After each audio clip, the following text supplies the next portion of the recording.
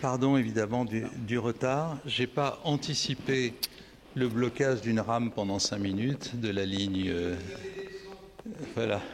Et donc, voilà, je viens humblement. Bon, eh bien, j'espère que vous avez profité de la journée et de l'après-midi et je vous en prie.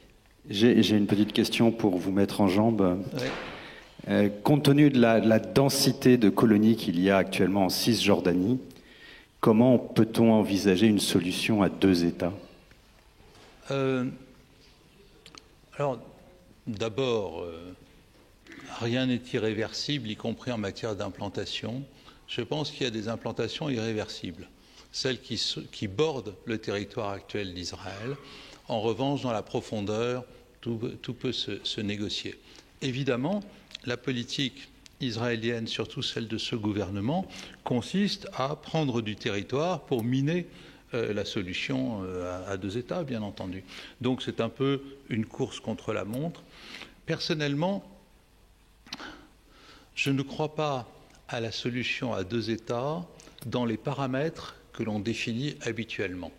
C'est-à-dire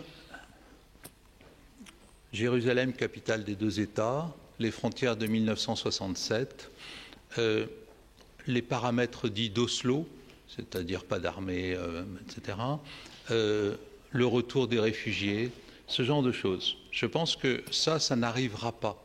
Donc, on mine quelque chose qui, de toute façon, ne serait pas arrivé. En revanche, je crois à la nécessité pour les Palestiniens, un jour, d'avoir une terre à eux qu'ils puissent administrer et qui progressivement se transforme en État. Mais ce sera au départ forcément une entité à souveraineté diminuée pour des raisons de sécurité pour Israël, comme à Oslo. Ce sera une souveraineté diminuée parce qu'il n'y aura pas d'armée, parce qu'il n'y aura pas de contrôle du ciel, parce qu'il n'y aura pas de contrôle des frontières et parce qu'il n'y aura sans doute pas de contrôle de la monnaie, sauf à avoir une monnaie qui s'effondre instantanément. Et donc vous aurez un État à souveraineté plus Israël et un État à souveraineté moins, qui serait la Palestine, appelons-la comme ça. Et après, pour que ces éléments de souveraineté passent de l'un à l'autre, encore faut-il que la gouvernance palestinienne permette de le faire sans problème de sécurité pour Israël et d'ailleurs pour elle-même aussi. Et là, vous avez un problème qui ne relève plus, pourrait-on dire, de l'équation classique des relations internationales, qui est une question de savoir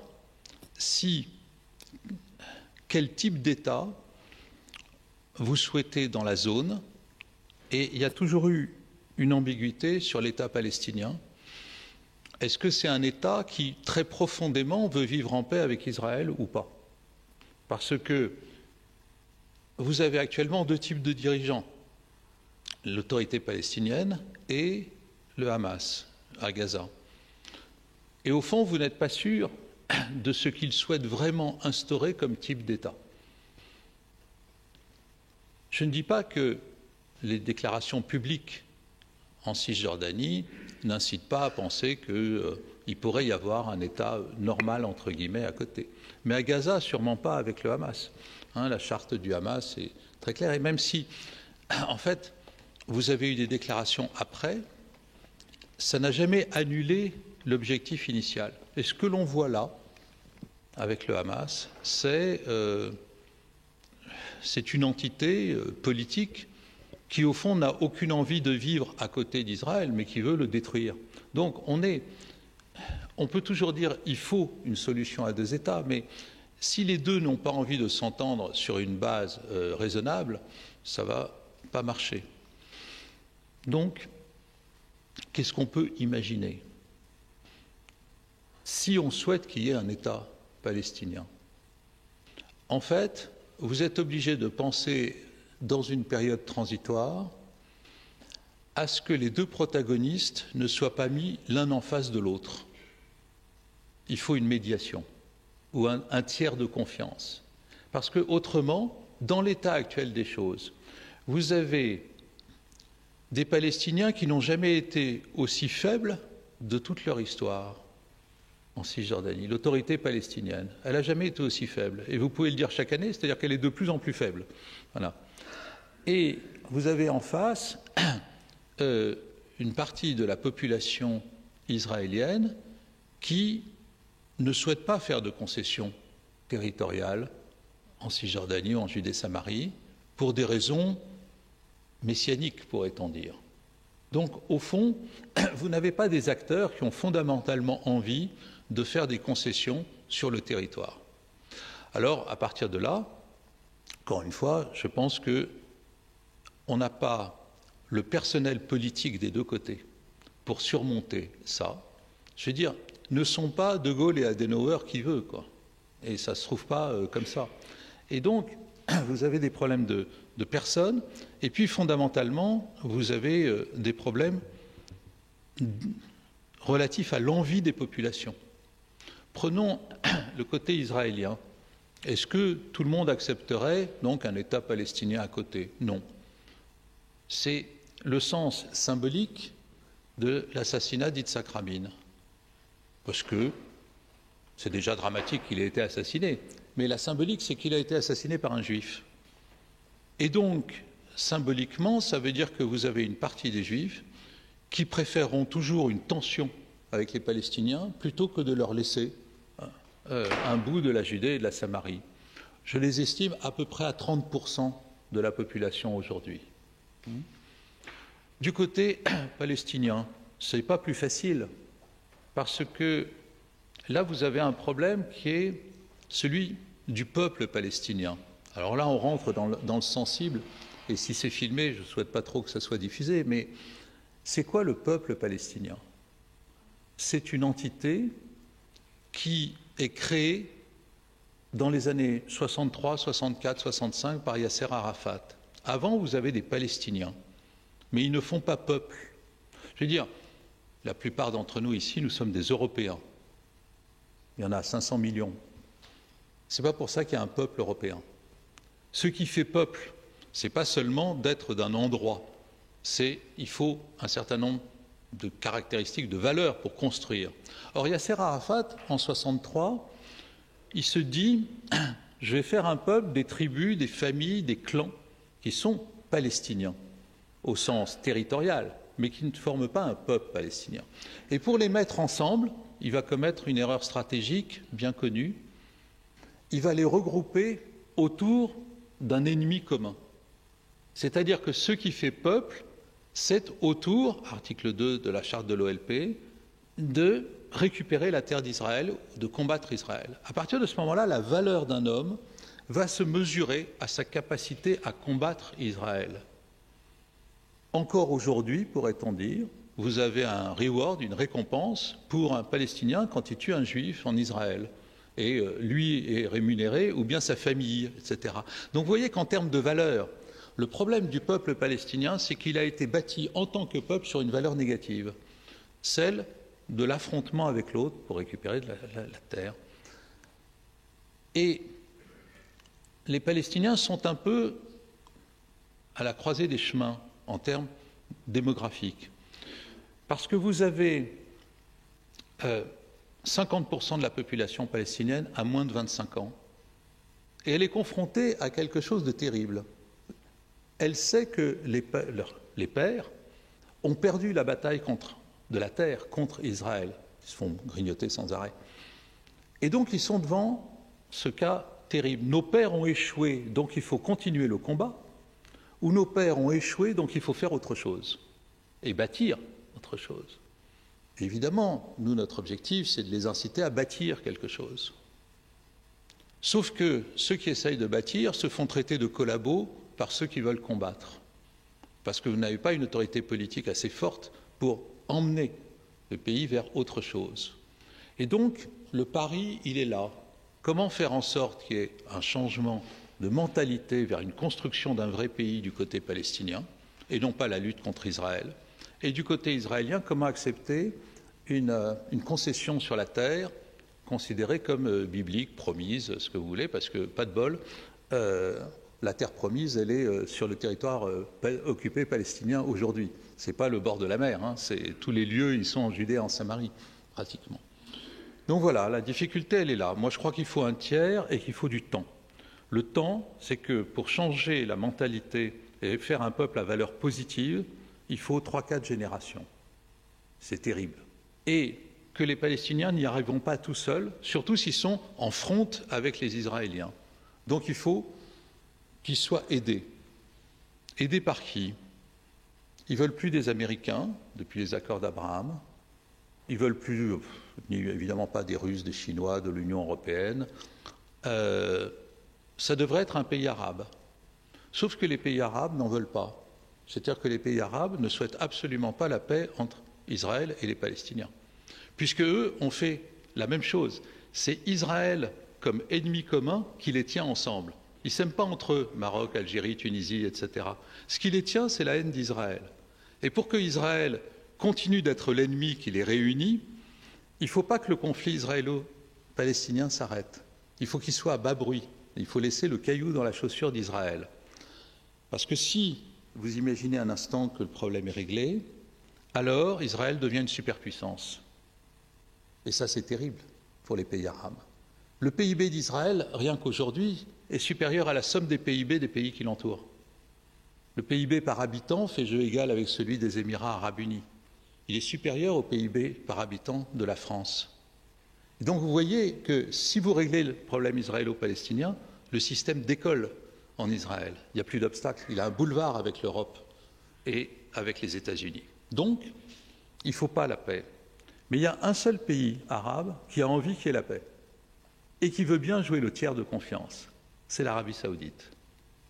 Nouvel acteur dans le jeu, Mohammed Ben Salman, disant, après la normalisation avec Israël, il y aura dans l'année qui suit un État palestinien et je prends tout en charge.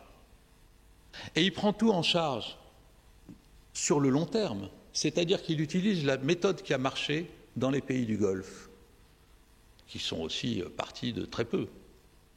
Il dit, ben voilà, on avait du pétrole, on a commencé par faire des bêtises en achetant des Rolls-Royce en or, et puis après on a trouvé la méthode. Et la méthode, c'était d'envoyer nos jeunes dans les plus grandes universités du monde pendant 4 générations. Et ça a marché. Aujourd'hui, vous avez Dubaï d'un côté et vous avez la bande de Gaza de l'autre. Et MBS, il est pour cette méthode. Il dit, OK, les Palestiniens, on va les envoyer dans les facs, dans le monde entier. Et on va les pousser à avoir une idéologie positive pour ça. Et donc, il est prêt à jouer ça, dans une forme, d'ailleurs, qu'on a complètement oubliée dans les relations internationales, qui s'appelle le protectorat. Ma conviction personnelle, qui n'est pas du tout celle du Quai d'Orsay, c'est que seule l'Arabie saoudite, aujourd'hui, aidée peut-être des Nations unies et un ou 2 autres pays, ou l'Union européenne pour payer, seule l'Arabie saoudite est capable de prendre en charge la question palestinienne et la médiation avec Israël de façon suffisamment positive pour que les 2 protagonistes acceptent de jouer le jeu sur plusieurs générations. Voilà, pardon, j'ai été long, mais dans la complexité, il faut développer parfois longuement les choses.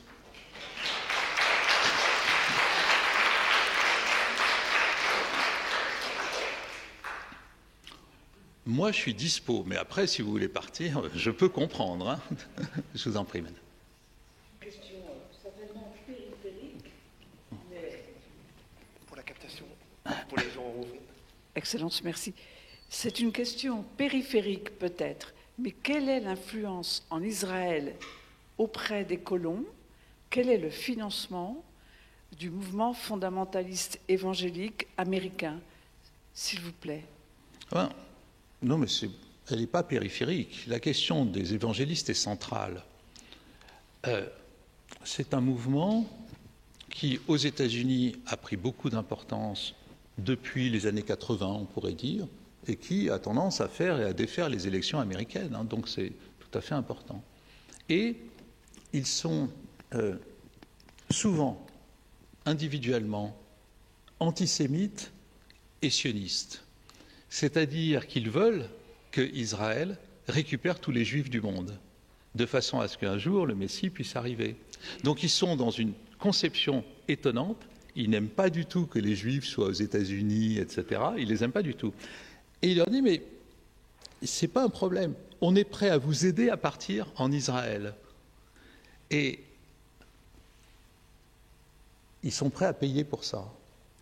Et donc ça donne une espèce de système paradoxal d'une entité, c'est-à-dire des mouvements divers et variés, évangéliques, profondément chrétiens généralement, qui poussent les Juifs à partir en Israël et qui sont prêts à payer pour ça.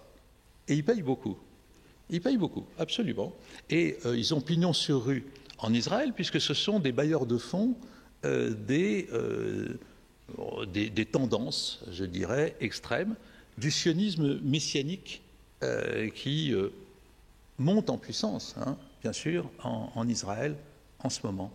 Vous avez plusieurs sionismes, hein, le sionisme politique du début, puis le sionisme, on pourrait dire culturel, voilà, et puis vous avez un sionisme messianique. C'est-à-dire un sionisme un peu tautologique. Cette terre est à nous puisqu'elle nous est promise, et donc, en gros, le texte, la Bible, ça vaut acte notarié, quoi. Donc, il n'y a plus qu'à y aller. Bon, il y a des obstacles, et bien, certains nous aident à surmonter cet obstacle. Voilà.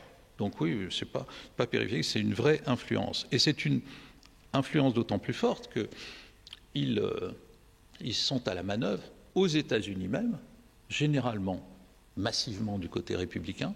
Donc, ils poussent aussi certaines tendances américaines, y compris autour de Trump, pour pousser Trump à aider Israël, alors que très profondément, Trump n'en a rien à fiche d'Israël. Ce n'est pas son sujet. Lui, il est dans un sujet intérieur. Mais il aide et il est considéré par la droite israélienne comme le meilleur ami d'Israël. Et donc Trump, alors surtout depuis évidemment les accords d'Abraham, à titre personnel, je déteste Trump sauf pour deux choses.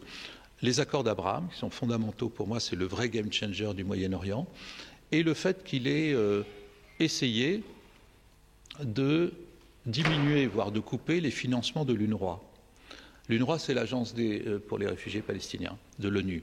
Je considère que les effets pervers de l'UNRWA sont bien supérieurs à ses effets positifs et que les Palestiniens n'arriveront jamais à s'en sortir par eux-mêmes en construisant leur pays tant qu'ils seront biberonnés avec cette agence internationale. Au début, c'était indispensable, mais en laissant le système, en gros, on les empêche de s'émanciper. Voilà. Donc je suis pour la fermeture de l'UNRWA, avec évidemment une période de transition. Et quand j'ai entendu, comme tout le monde, Trump dire on va couper le financement de ce machin onusien, j'ai trouvé qu'à côté des accords d'Abraham, c'était la seule chose qu'il pouvait dire de bien. Ce qui est déjà pas mal en soi, bien sûr.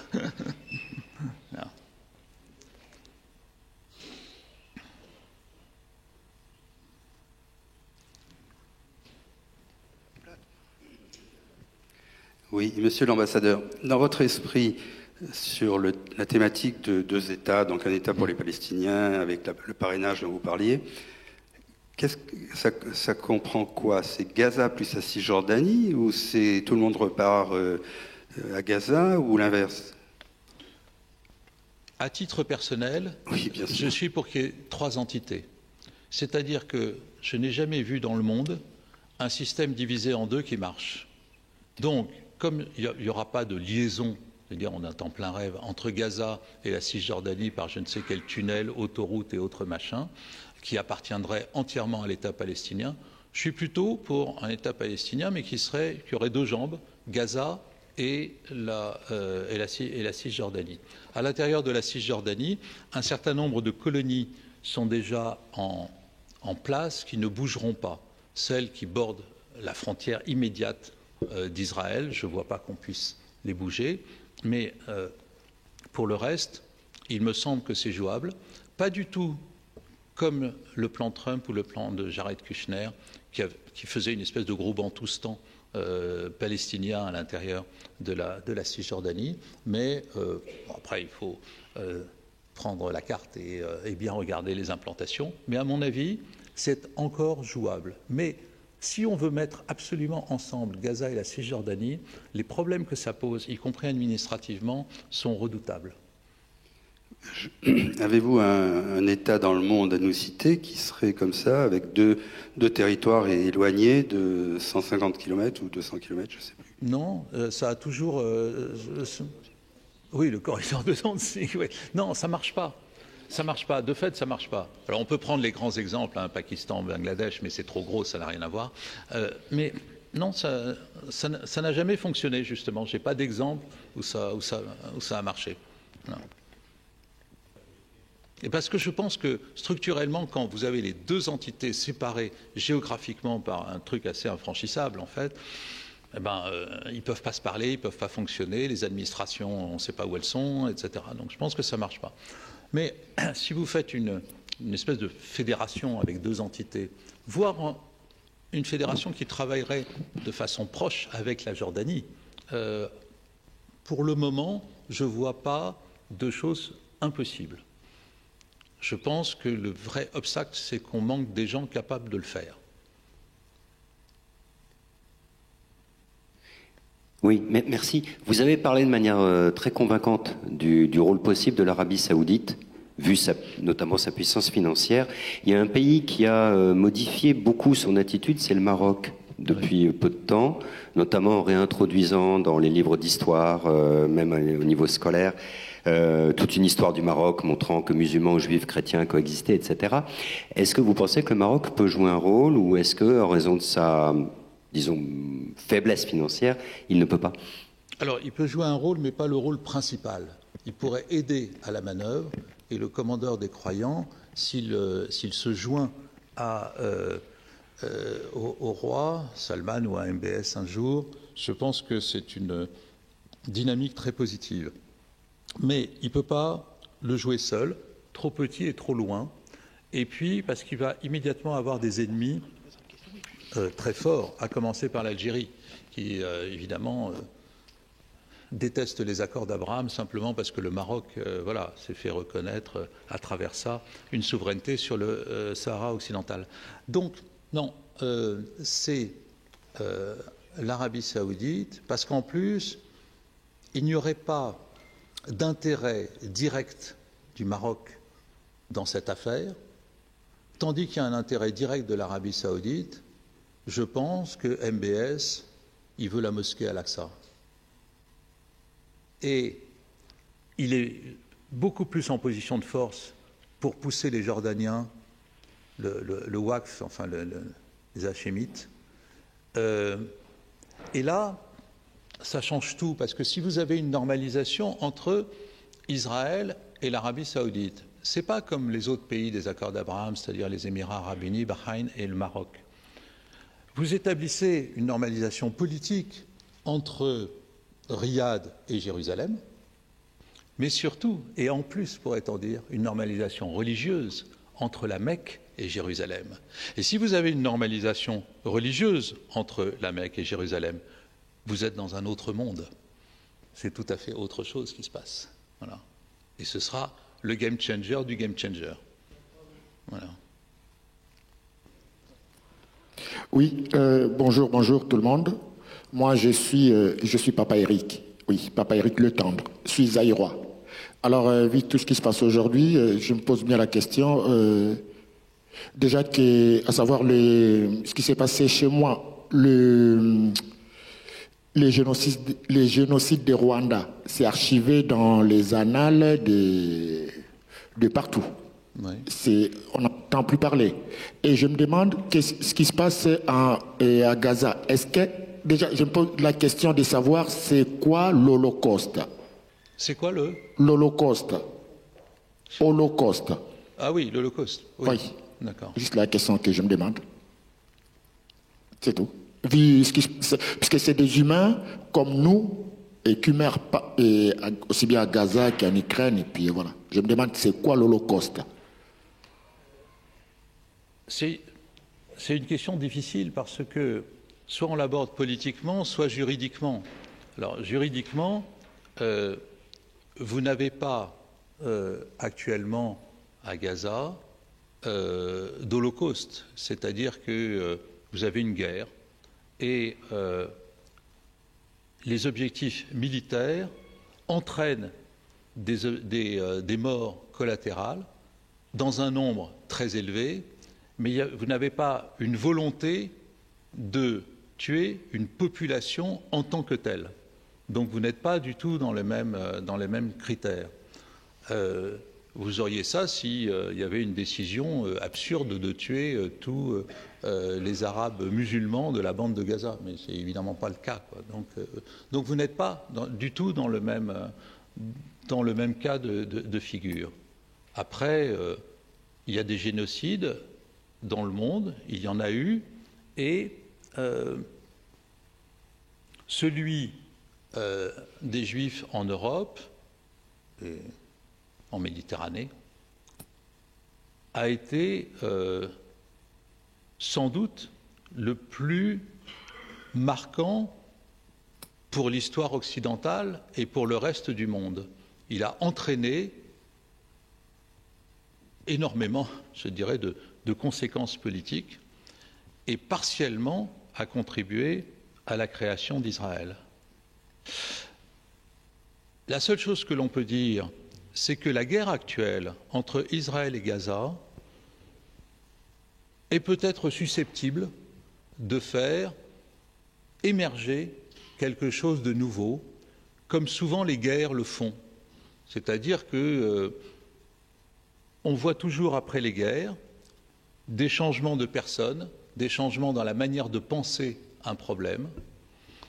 Mais pour autant, je crois que justement au Proche-Orient, on ne peut pas appliquer des schémas anciens ou qui se sont passés ailleurs. C'est un endroit tout à fait spécifique. Et c'est, comme le disent parfois les professeurs de droit international, le Proche-Orient, c'est le tombeau du droit international. D'autres disent c'est le trou noir du droit international. Car la complexité de la situation fait que, même si le droit doit s'appliquer partout et de façon uniforme, eh bien ça ne marche pas et on n'y arrive pas. Voilà, alors je réponds simplement partiellement à votre question. Je pense que, comme tout le monde, évidemment, tout le monde peut être désolé très profondément, je veux dire, je ne suis pas froid par rapport à ça, de ce qui se passe et des personnes qui meurent là-bas. Mais vous êtes dans une guerre et je pense que cette guerre va continuer. Et que, malheureusement, vous avez encore une fois des protagonistes des deux côtés qui veulent que la guerre continue. Et je ne prends pas parti, je ne dis pas du tout que je suis pour, je suis comme tout le monde, j'aurais plutôt envie que ça s'arrête, bien entendu. Mais voilà, les choses sont ainsi que vous avez, encore une fois, des deux côtés, des gens qui ont intérêt à ce qu'il y ait encore plus de morts. Donc, très probablement, ça va continuer. Oui. Comme tu veux. Ouais. On s'arrête là. J'avais une question. Il y a quelqu'un qui parle? Oui, j'ai une question. Ce sera la dernière question. Ah, voilà, oui. Donc j'ai donc la dernière question. Je vous remercie infiniment, Monsieur l'ambassadeur, de toute cette vision prospective qui éclaire beaucoup un futur possible. Ma question est plus peut-être conjoncturelle. La presse s'est beaucoup fait l'écho, et on peut le penser, du fait que la situation politique actuelle d'Israël, la personnalité, le rôle propre de M. Netanyahou, la composition du Parlement et les problèmes politiques et juridiques qui ont suivi, ont joué un rôle dans l'aveuglement et l'impossibilité pour Israël de voir la situation autour d'elle. Et je m'interrogeais sur... Pardon? Une question. Non, c'est une question, non. Oui. Néanmoins, oui. La question qui se pose, c'est que le régime politique même d'Israël, la proportionnalité intégrale, l'émergence d'un chef comme M. Netanyahou, etc., oui, ont joué un rôle. Oui. Qu'est-ce que vous pensez de l'évolution possible de cette situation? Alors, très rapidement, parce qu'on est actuellement dans une période qu'on appelle souvent donc le brouillard de la guerre. Et l'évolution d'un pays elle est différente après la guerre, suivant la manière dont on sort de la guerre. Mais essayons de voir. Je crois que vous allez avoir un débat extrêmement vif en Israël même sur une question clé. Est-ce que ce qui est arrivé est lié à justement l'approche du gouvernement actuel, une approche extrêmement dure vis-à-vis des Palestiniens, qui a fermé le dialogue avec les Palestiniens puisqu'il ne se passait plus rien, qui pousse à la colonisation dans les territoires de Cisjordanie. Est-ce que c'est parce qu'il y a eu cette politique-là, c'est-à-dire on en fait trop, ou est-ce que d'autres diront on n'en fait pas assez, on n'en a pas fait assez en matière sécuritaire? Et posé différemment, est-ce qu'Israël va tomber dans le piège de Machiavel? C'est-à-dire que devant ce qui s'est passé, y compris la barbarie des actes, etc., est-ce que les gens vont dire il faut encore plus de sécurité dans la ligne que nous avions mise avant, mais on n'est pas allé assez loin? Ou bien diront cette ligne a conduit au désastre auquel on assiste aujourd'hui? Ce qui est intéressant, c'est que Netanyahou a dit dans une interview qu'il y avait sûrement des torts dans son gouvernement, y compris de lui-même. Donc on voit bien quand même qu'il y a un petit peu de remise en cause. Moi, je parle avec des gens, y compris dans les colonies, qui disent c'est parce qu'on n'en a pas fait assez. Et donc, ils ne sont pas encore dans la remise en cause de c'est ce type d'action vis-à-vis des Palestiniens qui a conduit au désastre. Et je pense que une des responsabilités principales du gouvernement actuel, puisque par un très curieux paradoxe, on confie le soin de mener la guerre à celui par qui la guerre est en grande partie arrivée. Bon, ça fait partie des paradoxes d'Israël. Eh bien, je pense qu'il va y avoir un très gros débat, mais très violent, qui pourrait scinder vraiment Israël en deux. Qu'est-ce qui s'est passé depuis un an? Eh bien, il n'y a plus eu aucun contact politique entre le gouvernement israélien et les Palestiniens. Mais c'est la première fois depuis 1967. Il y avait toujours un dialogue, il y avait toujours un groupe de travail, une feuille de route, un plan de paix, quelque chose, qui permettait de dire « Ok, on n'est pas d'accord, mais on se revoit dans 3 mois ». Et donc, la balle continue de tourner. Et là, pour la première fois, vous avez un gouvernement qui dit « Non, j'arrête de faire tourner la balle, de faire rouler la balle ». Plus aucun contact. La désespérance qui s'en est... qui a suivi dans les territoires palestiniens, surtout au niveau des jeunes, qui pour la première fois n'avaient aucune perspective politique, et donc qui ont été conduits, pour beaucoup d'entre eux, à passer du côté de la violence. Ce qu'on a vu pendant un an, qui est monté en puissance, et puis, d'un coup, voilà. C'est comme si vous avez une poche de grisou, et que le gouvernement israélien avait rempli du gaz, à force de ne rien faire, justement. Et puis vous avez le Hamas qui passe et qui allume. Alors ça fait boum d'autant plus fort que la poche de grisou était très, très grande. Au regard des manifestations qu'il y avait, des réflexions qu'il y avait, je pense, mais alors vraiment sans boule de cristal, qu'il va y avoir une vraie remise en cause de ce qui s'est passé, enfin de la manière de faire, et que le gouvernement Netanyahou et sa manière de cliver la société en prenant pour sa propre survie politique de l'extrême droite et l'extrême religieux, je pense que ça ne va pas continuer. Et ce sera un des effets de la guerre, ou plus exactement du désastre qu'il y a eu le 7 octobre. Mais nul ne le sait. Parce que, encore une fois, ça va dépendre de la sortie, de la manière de sortir de la guerre. Je termine avec ça. C'est intéressant ce qui se passe en Israël en termes de mouvement social par rapport à la France, si vous comparez. En France, vous avez des manifestations, les gilets jaunes, les émeutes et tout. C'est les classes moyennes et populaires qui se sentent délaissées par le pouvoir, qui ne supportent pas le pouvoir parisien et qui viennent poser dans la rue le fait « intéressez-vous à nous, nous avons des choses à dire, à construire, etc. » Et les classes moyennes aisées, elles n'aiment pas Macron pour des tas de raisons, mais elles savent bien qu'au fond, elles lui donnent raison. C'est-à-dire qu'elles savent bien qu'il faut bosser 2 ans de plus pour que le régime de retraite ne s'effondre pas. Et donc, elles le soutiennent quand même dans la démarche. En Israël, c'est exactement l'inverse. Ce sont les élites et les classes moyennes supérieures qui manifestent tous les samedis contre Netanyahou en disant ce que vous faites est profondément bête et remet en cause le message même d'Israël au monde. Et les classes populaires et un peu oubliées qui ne jurent que par Netanyahou parce qu'il incarne la sécurité. Et donc, parfois, pour les Juifs de France qui sont là-bas, c'est compliqué parce qu'ils sont un peu à la France des deux, ou entre les deux.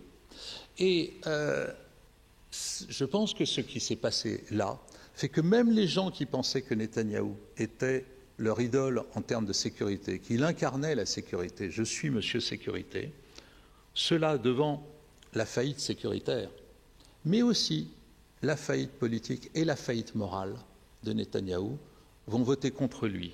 Et donc, je pense qu'il va y avoir quand même un mouvement de vraie remise en cause du système Netanyahou et surtout de l'idéologie qui va avec. Mais encore une fois, boule de cristal.